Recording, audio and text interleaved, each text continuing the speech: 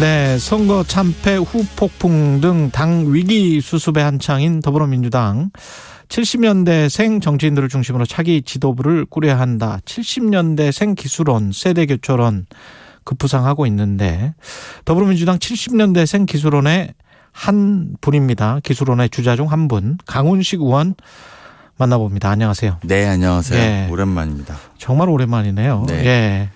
그 70년대 생이신 줄은 몰랐어요. 그 중에서도 심지어 제가 제일 아마 젊을 겁니다. 제일 젊습니까? 네, 네. 70년대 생들이 몇 명이나 있습니까?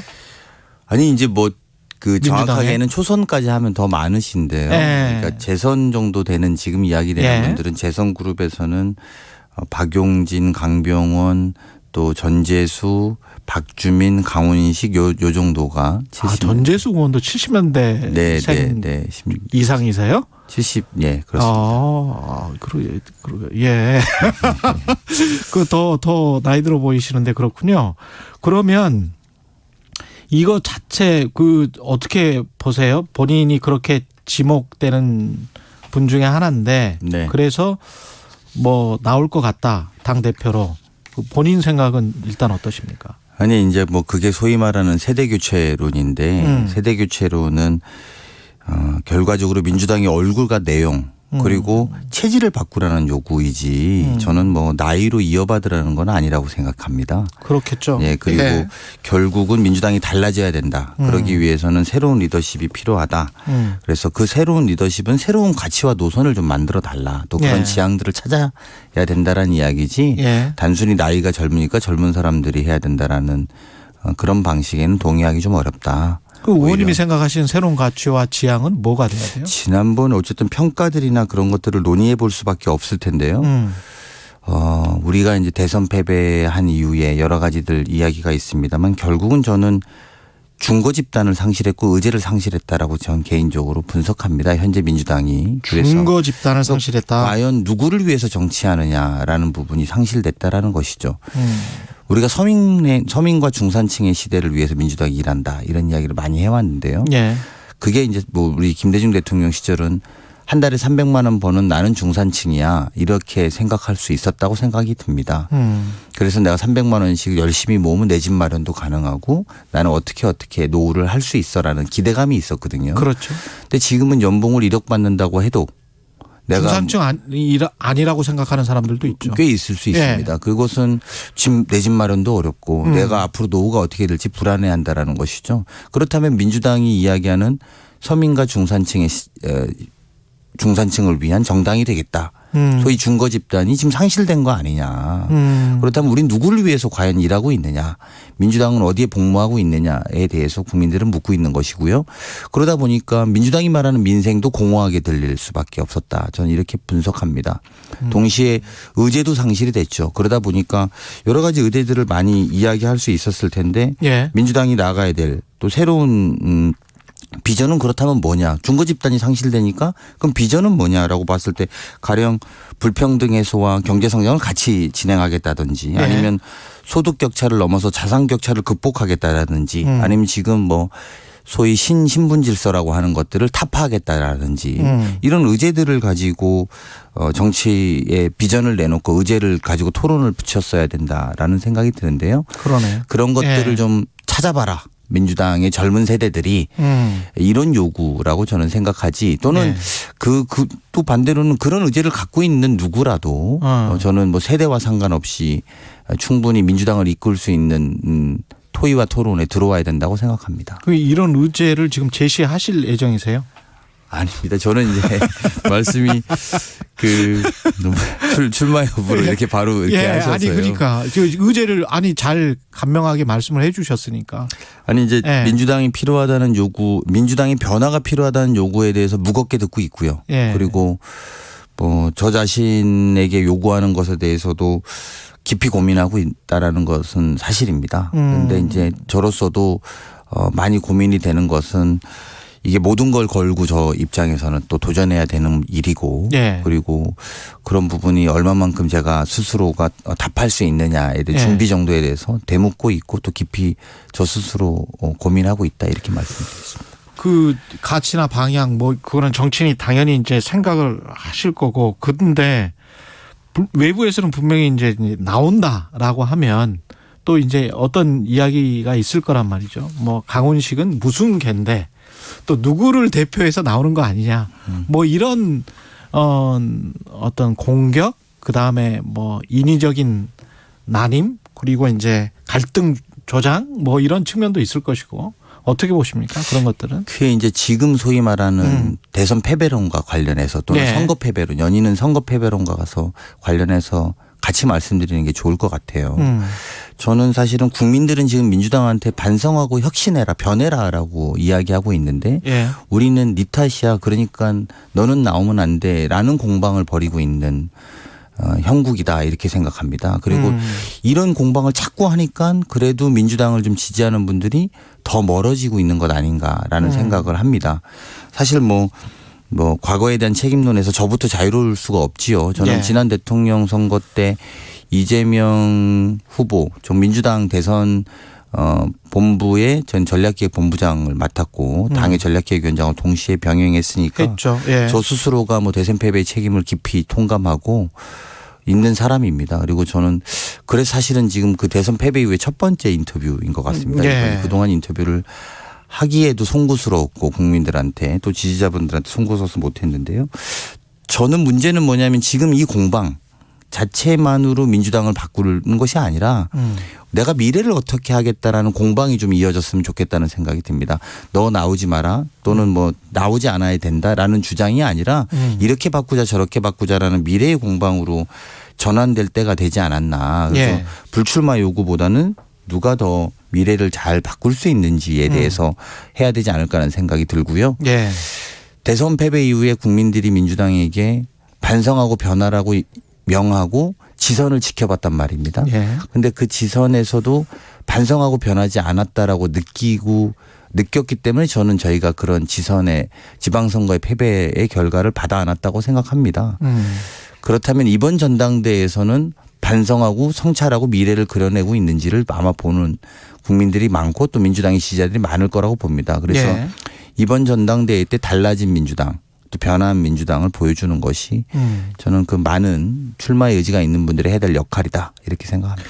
근데 지금 뭐 서로 나오지 마라 아니면 다 나오지 마라 이렇게 이야기를 할 때 외부 시선에 아까 흐흐흐 님도 그런 말씀을 하셨는데 민주당을 이미 이제 기득권 적폐 세력의 일부라고 보는 그런 이제 청취자들도 있단 말이죠. 네. 그리고 그런 사람들이 많으니까 이제 정권이 바뀌었을 것이고. 그렇죠. 그렇죠. 그러면 이렇게 이제 서로 나오지 마라고 하면서 이제 삿대질하는 게 본인들 밥그릇을 지키기 위한 그것도 일종의 어떤 기득권 적폐 같은 그런 행태를 보이는 거 아닌가 그런 생각도 들고요. 네, 그 부분도 저는 피하기는 좀 어렵다라고 예. 그런 공격도 피하기는 어려울 거라고 봅니다. 근데 이제 굳이 그런 누구 탓에 본다고 보면 예. 가장 궁극적인 건 민주당 책임이죠. 뭐 이쪽 탓 저쪽 탓 이전에 민주당 탓이 가장 큰 것이고 민주당 탓이라는 건 결국 나의 탓인 거고 그러면 민주당이 뭐냐 아까 말씀하신 것처럼 기득권이 돼버린 그리고 국민들이 그렇게 인식하고 있는 활동과 행동들에 대한 변화와 또 쇄신을 요구하고 있는 거라고 보거든요. 네. 그런데 이제 그거에 대한 미래는 이야기하지 않고 너는 나오지만 너의 탓이야라는 주장만 반복된다면 네. 오히려 이 마음들이 당에 대한 마음들이 더 떠나갈까 두렵다. 저는 이렇게 생각이 듭니다. 그렇군요. 그 패배에 대한 책임을 우리가 다 함께 그리고 각자의 몫만큼 지자 뭐 이런 네. 말씀이신 것 같은데 그러면 역으로 이렇게 물어볼게요. 이재명 의원은 민주당의 미래를 잘 바꿀 수 있는 사람입니까? 그 이제 말씀을 하셔야죠.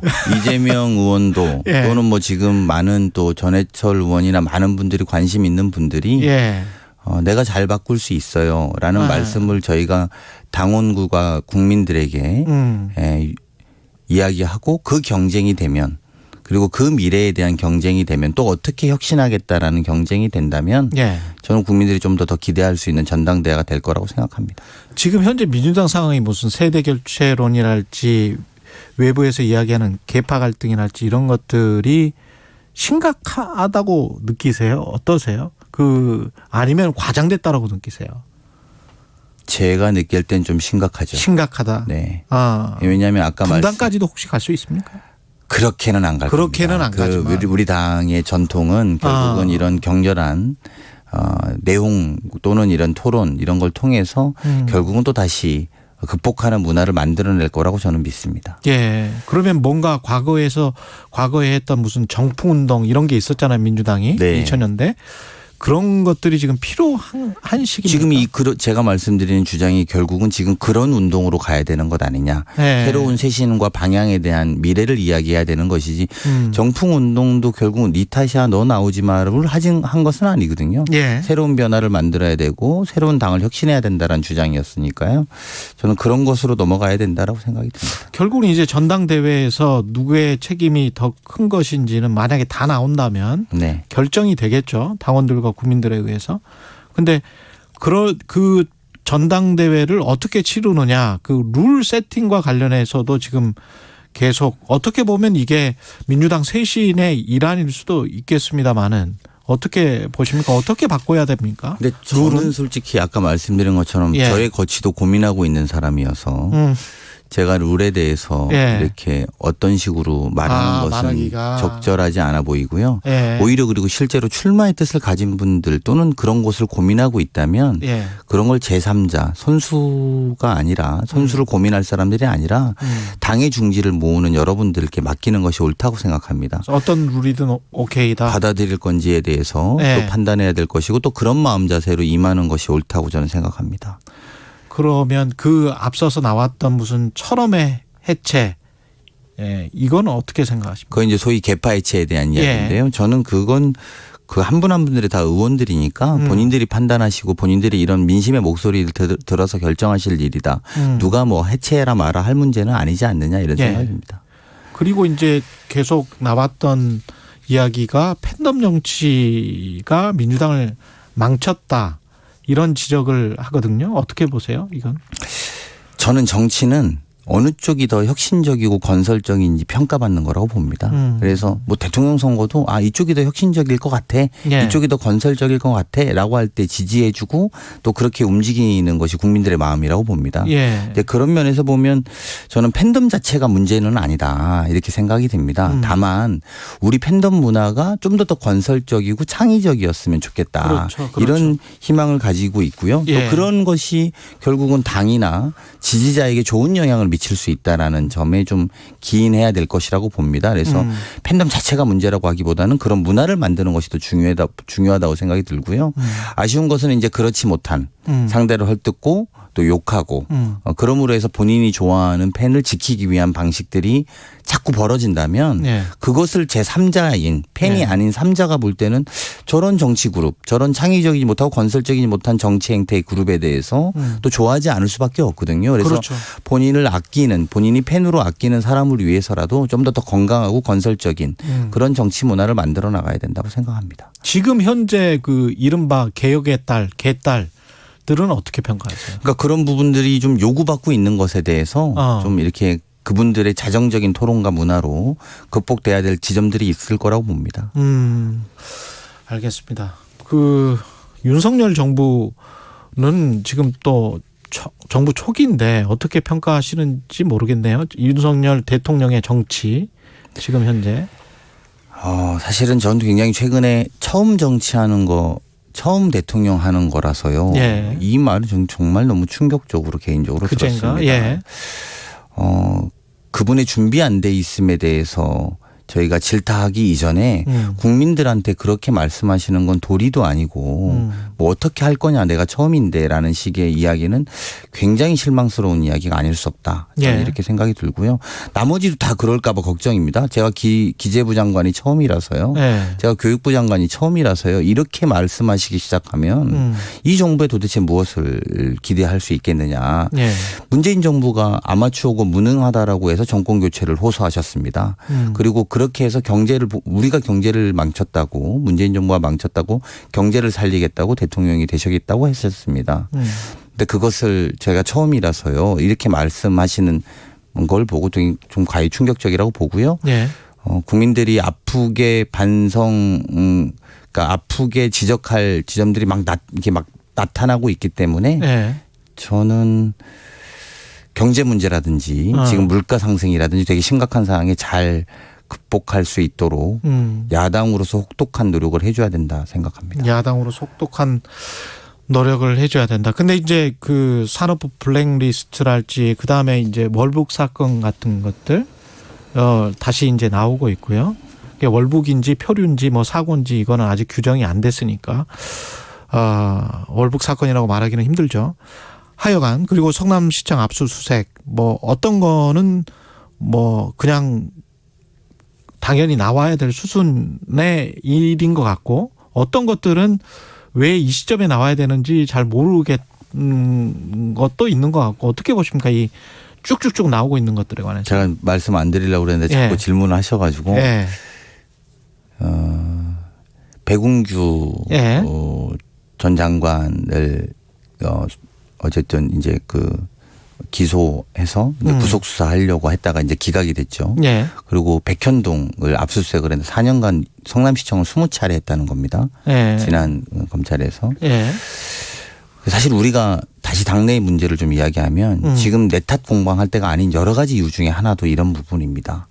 사실은 문재인 정부에 대한 수사와 이재명 후보에 대한 수사가 동시에 이루어지고 있는 상황에서 우리 당이 조금 더 미래로 나아가고 서로 이렇게 외부에서 소위 과도한 수사라 이런 것들이라고 판단되는 것들이 이루어지고 있으니만큼 더 당을 잘 바꾸는 문화 그리고 당을 함께 할 수 있는 문화를 만들어 나가야 될 때지 오히려 이런 것에 좀 오히려 더 내부는 분열되고 외부에서도 공격받는 모양이 민주당을 지지하시는 분들에게는 많이 힘든 시간이 될 수밖에 없어서 그게 더 걱정입니다. 근데 이거를 이제 보복 수사나 어떤 문재인 정부 흠집 내기, 지난 정부 흠집 내기 이렇게 이제 민주당이 규정을 한다면 권성동 원내대표 같은 경우는 그럼 이제 문재인 정부도 그때 뭐 보복 수사, 적폐 수사 했었던 것 아니냐 뭐 이렇게 이제 이야기를 한다. 다른 이야기를 같은 수에 놓고 보는 건데요. 제가 뭐 김건희 씨 주가 조작이 무혐의 난 거는 왜 대답을 안 합니까라고 같이 이야기하는 거랑 같은 식이 될 수밖에 없다고 봅니다. 그 중대범죄는 중대범죄라고 이야기를 이렇게 하시던데요. 사실은 뭐 저희 국민들은 다수는 김건희 씨는 왜 무혐의 됐는지 아직 잘 납득 못하는 분들이 굉장히 한동훈 많습니다. 장관이 중대범죄 수사하는 것이다 이렇게 이야기했죠. 주가 조작 굉장히 중대범죄거든요. 그래서 이제 그런 것들에 대해서 국민들이 오히려 다 보고 계시지 않을까 이렇게 생각이 듭니다. 근데 한편으로는 저는 외부자 입장에서는 그런 생각이 들어요. 서로 지금 대선 때까지는 그렇다고 치더라도 지금 와서도 또 반대 정치 있잖아요. 그러니까 이쪽만 흠집 내면 저쪽에서 실수하거나 저쪽만 흠집 내면 잘 되겠지. 민주당이 사실은 2년 동안 앞으로 이제 총선 남았는데 뭐 윤석열 정부가 실정을 하면 우리가 총선에서 잘 되겠지 이렇게 또 생각하면 또 그건 큰 오산이란 말이에요. 그렇죠. 그런 흐름이 없다고 생각하지 않습니다. 경계해야 되는 흐름이고요. 아까 말씀드린 것처럼 새로운 중거 집단 그리고 우리의 중거 집단을 명확하게 하고 우리가 나아가야 될 노선과 가치를 명확하게 하고 그런 지지층을 위해서 노력하고 신뢰를 회복하는 것이 저희한테 더 중요하다고 보고요. 그러면서 그 신뢰가 쌓여서 역시 기대하지 않았던 제의 그 말씀은 우리 지지층에서 볼 땐 윤석열 정부에 기대한 건 별로 없다고 보니까요. 근데 그런 기대하지 않았던 것들을 극복하는 것은 민주당이 대안이다 이렇게 생각되게 만들어야 된다고 봅니다. 당권 도전 고민은 언제 끝납니까 그러면? 여기에서 그냥 고민을 그냥 해소하시고 가면 소쿠리방으로 좋은데. 더 무겁게 듣고 말씀 듣고 더 고민해 보겠습니다. 집단 지도 체제가 낫습니까? 아니면 당 대표가 강력한 리더십을 갖는 게 낫습니까? 마지막으로. 일장일단이 다 있는데요. 제가 드릴 말씀은 아닌 것 같습니다. 알겠습니다. 더불어민주당 강훈식 의원이었습니다. 고맙습니다. 고맙습니다. 공정, 공익, 그리고 균형. 한 발짝 더 들어간다.